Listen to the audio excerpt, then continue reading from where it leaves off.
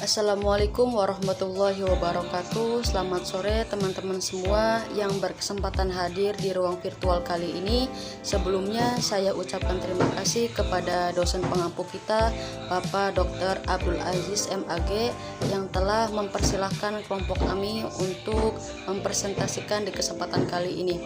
Tak lupa juga saya ucapkan terima kasih kepada teman-teman perbankan syariah kelas A semester 6 yang telah meluangkan waktunya untuk menonton video kelompok kami. Perkenalkan, nama saya Diani Nurwahyuni, saya sebagai moderator, dan rekan saya Lisa Elisa dan Lufa Novara sebagai pemateri. Di kesempatan kali ini, kelompok kami ingin menjelaskan atau mempresentasikan tentang permasalahan empiris dalam pembangunan ekonomi. Pembangunan ekonomi merupakan suatu rangkaian kegiatan yang dilakukan suatu negara untuk mengembangkan kegiatan ekonomi dan taraf hidup masyarakatnya sehingga terjadi perubahan tingkat kesejahteraan secara terukur dan terarah. Poin selanjutnya yaitu A. Definisi dan ciri negara-negara yang sedang berkembang. Permasalahan pembangunan masih banyak terjadi di tiap negara. Ketimpangan ekonomi antar masyarakat semakin melebar. Permasalahan pembangunan masih banyak terjadi di setiap negara. Ketimpangan ekonomi antar masyarakat semakin melebar. Kesenjangan bukan hanya antar individu, tapi juga antar golongan, bahkan bisa terjadi antar desa, antar kota, antar wilayah, antar kawasan, dan antar negara dan antar belahan dunia. Bukti ketimpangan dunia di mana pada tahun 2010 ada 388 orang memiliki kekayaan yang setara dengan kekayaan setengah penduduk dunia. Pada tahun 2015 jumlah orang kaya semakin bertambah di mana 62 orang di dunia memiliki kekayaan setara dengan kekayaan setengah dari penduduk dunia yang jumlahnya 3,6 miliar orang. Ada dua istilah umum untuk negara-negara miskin dan negara-negara yang sedang berkembang, yaitu negara selatan dan negara dunia ketiga. Istilah yang diberikan untuk negara miskin dan berkembang ditunjukkan untuk membedakan antara negara yang sedang berkembang dan negara yang maju. Yang pertama yaitu negara yang sedang maju, seperti Amerika Serikat, negara-negara Eropa Barat, Australia, Selandia Baru, Kanada, dan Jepang. Dan negara-negara yang sedang berkembang yaitu negara kedua atau negara-negara ex negara sosialis di Eropa Timur seperti Rusia, Hongaria, Bulgaria, Polandia, dan Rumania. Bank Dunia atau World Bank mengklasifikasikan negara yang sedang berkembang dengan menggunakan pendapatan per kapita. Menurut Bank Dunia, ada 210 negara di dunia yang diperingkatkan berdasarkan pendapatan nasional bruto per kapita, yaitu yang pertama, negara berpendapatan rendah atau yang disebut dengan low income country, yaitu negara dengan pendapatan per kapita rakyatnya kurang dari 975 US dollar per tahun. Yang kedua yaitu negara yang berpendapatan menengah ke bawah, yaitu atau yang bisa disebut juga dengan lower middle income country, yaitu negara dengan pendapatan per kapita rakyatnya antara 976 sampai 3.855 US dollar. Yang ketiga yaitu negara yang berpendapatan menengah ke atas atau yang disebut dengan upper middle income country, yaitu negara dengan pendapatan per kapita rakyatnya antara 3.856 sampai 11.905. Dan yang keempat yaitu negara yang berpendapatan tinggi atau yang disebut juga dengan high income country, yaitu negara dengan berpendapatan per kapita rakyatnya lebih dari 11.970.000 US dollar. Gimana sih untuk membedakan ciri negara maju dengan negara yang berkembang? Gampang, yang pertama yaitu dari kualitas sumber daya manusia. Kita bisa melihat kualitas sumber daya manusia dapat dilihat juga dari indeks pembangunan manusia atau yang disebut dengan IPM. Hampir semua negara maju memiliki IPM yang tinggi. Sebaliknya, di negara yang sedang berkembang, kualitas pendidikan, kompetensi, keterampilan, dan produktivitasnya semakin rendah, yang mengakibatkan pendapatan, kesejahteraan, dan kesehatannya rendah. Yang kedua, kemajuan sektor industri, di mana pada umumnya sektor industri ini di negara maju sudah berkembang sangat maju pada teknologi canggih dan kapitalnya yang didorong oleh penguasa ilmu pengetahuan. Pendapatan nasional dominan disumbang dari sektor industri dan jasa. Namun ada juga tenaga kerjanya sebagian besar masih diserap oleh sektor pertanian tradisional dengan tingkat upaya yang rendah. Selanjutnya yaitu poin ketiga tentang ketersediaan infrastruktur. Pembangunan atau infrastruktur membuat konektivitas antar wilayah lebih mudah, menurunkan biaya logistik, dan meningkatkan kualitas hidup masyarakat yang dapat meningkatkan daya saing dan stimulus pertumbuhan ekonomi secara berkesinambungan. Sementara di negara yang sedang berkembang, pada umumnya memiliki infrastruktur yang terbatas sehingga menghambat terjadinya mobilitas sumber daya antar wilayah yang menopang pertumbuhan ekonomi secara berkelanjutan dan kesejahteraan rakyat. Di poin keempat yaitu tentang ketersediaan modal kapital. Di negara-negara maju, pendapatan per kapita masyarakatnya tinggi sehingga kemampuan untuk menabungnya juga tinggi. Pada sisi lain, di negara maju, produk industrinya memiliki daya saing yang tinggi, yang mengakibatkan pendapatan negara juga semakin tinggi. Pada sisi lain, di negara-negara yang sedang berkembang dengan pendapatan per kapita masyarakatnya yaitu rendah, memiliki keinginan untuk menabungnya juga rendah dan kekurangan modal untuk membiayai investasi sebagai kebutuhan publik untuk menopang pembangunan. Masalah utama ekonomi negara sedang berkembang.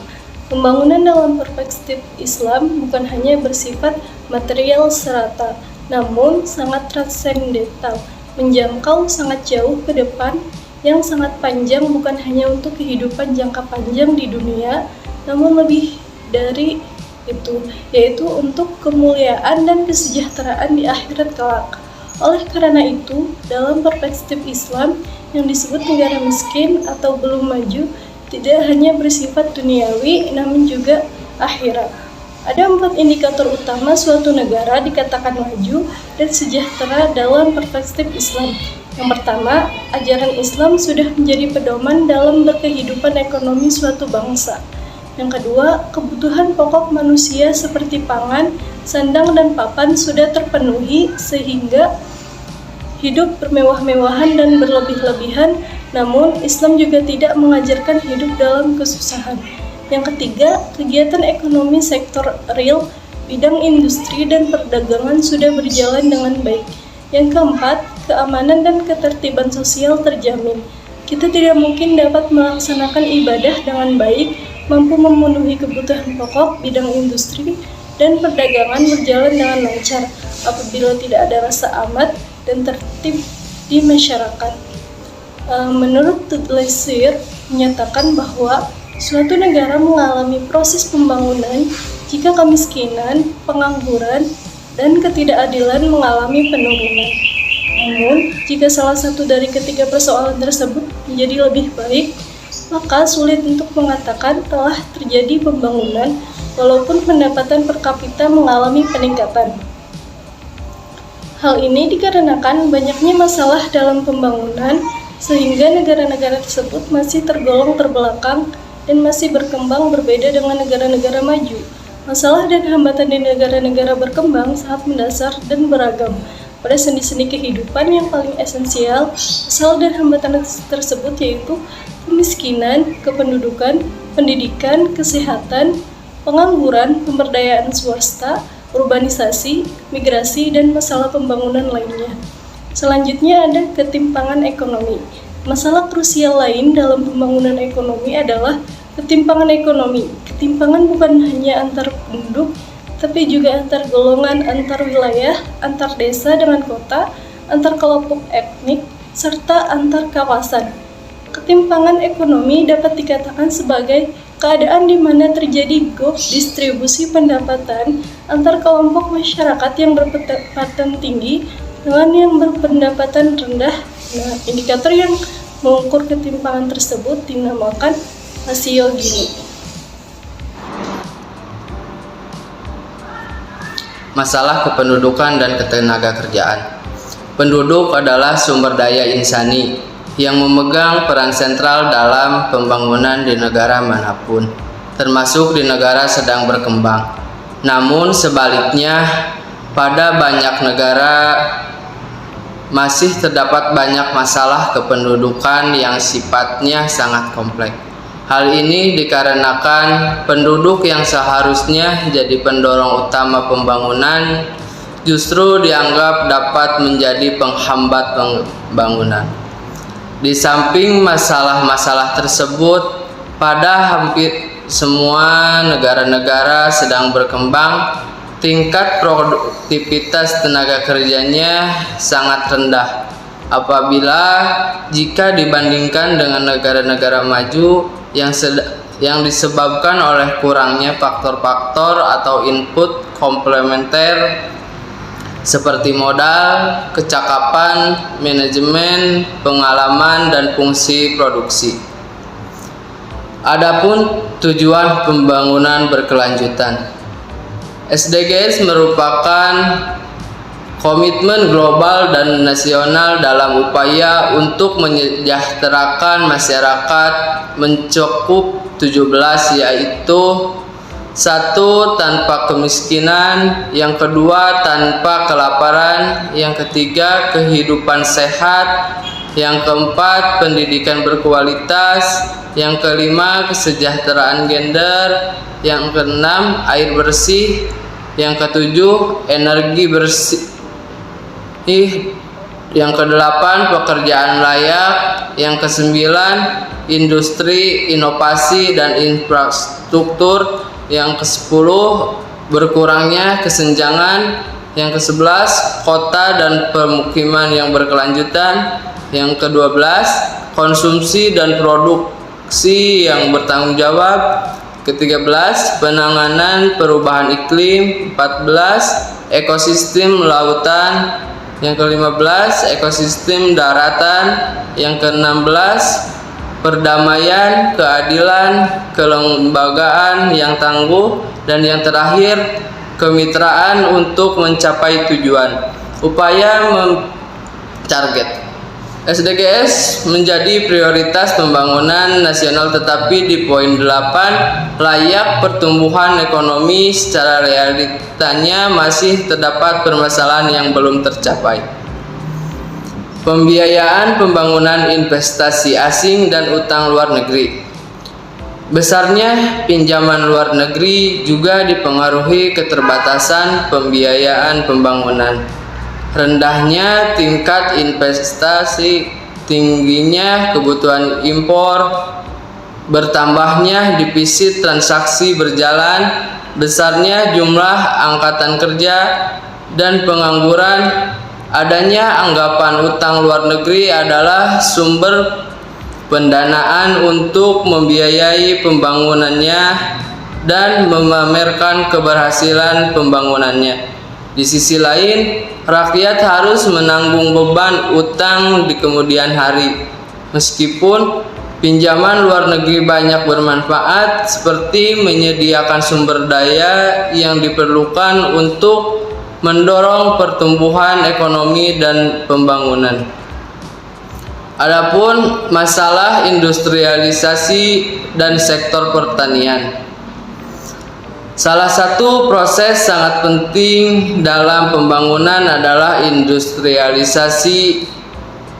Industrialisasi adalah proses rekayasa sosial yang memungkinkan suatu masyarakat siap menghadapi transformasi di berbagai bidang kehidupan yang lebih jauh, maju, dan berkualitas untuk meningkatkan harkat dan martabat kehidupannya sebagai makhluk sosial di tengah perubahan.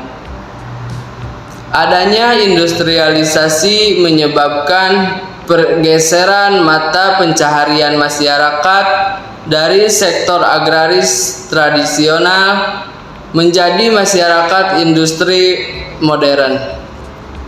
Profesi masyarakat semakin beragam mengikuti tren turbulence ekonomi dan bisnis, serta gaya hidup masyarakat yang semakin tidak dapat dipisahkan dari adanya inovasi teknologi yang semakin canggih.